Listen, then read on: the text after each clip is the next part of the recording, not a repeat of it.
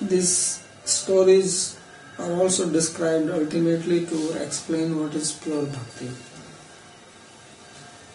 And when we come to the 10th canto, then we will read about the devotees of Krishna, how they are devoted to him. And then you can compare all these stories, because Sati, as the name implies, is very chaste and devoted to Lord Shiva. But you see how she is behaving towards Lord Shiva. Means she has personal interest. Sri Rupa Goswami says that Uttama Bhakti means anyabhilasita sunyam. That there is no other desire at all in pure devotion except the desire to please our beloved Lord Sri Krishna. Our pleasure is only in the pleasure of him. We don't have an independent pleasure or independent enjoyment. So we find that she is failing in that. And we will not see this in the case of gopis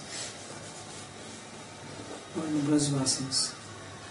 They were so devoted to Krishna that they could do anything if this is pleasing to Krishna. So such a behavior will not be, they cannot even think. Not that such an idea will come and then they will philosophize that actually this is against the rule of Uttama Bhakti, nothing like that, just natural. Because their hearts are one, completely.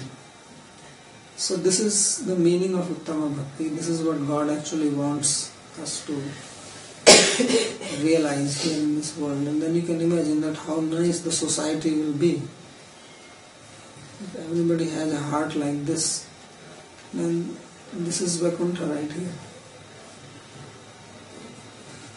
So it is for this reason that everybody prays to gopis. Even the most chaste woman, Ansuya, who is devoted to Sati and is supposed to be the hallmark of chastity. Even these ladies, they come nowhere near the devotion of the gopis, although it looks like that gopis were running after a man who is not their husband.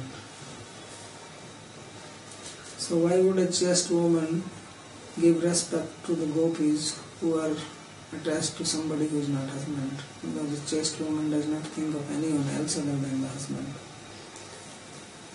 So they could understand that their devotion to God is so great that they cannot even think of it.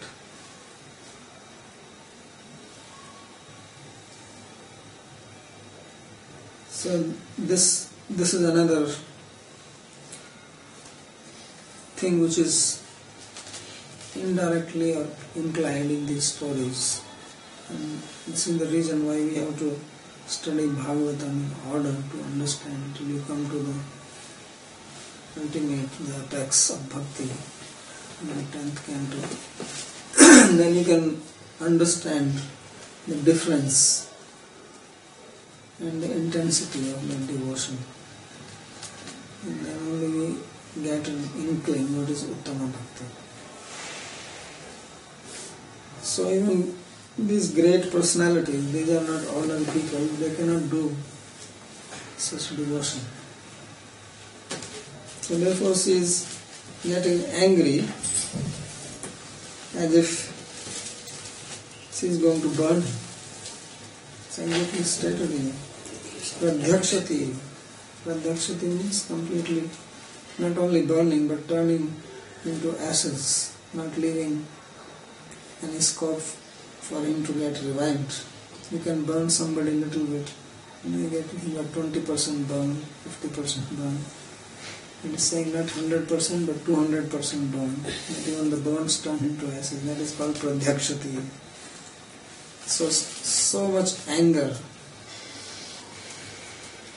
And this, in Uttama Bhakti, there is anger.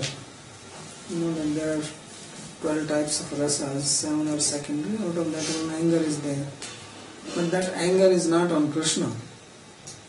That anger is those who are enemies of Krishna. Devotees become undone, they don't become angry at Krishna. So here the anger is on him, and because her own desire is obstructed.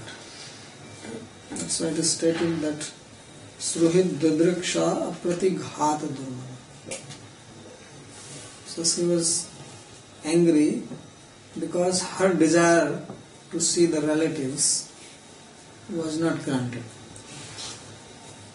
So this does not come within bhakti. This is not part of devotion. Because a devotee does not have independent desire.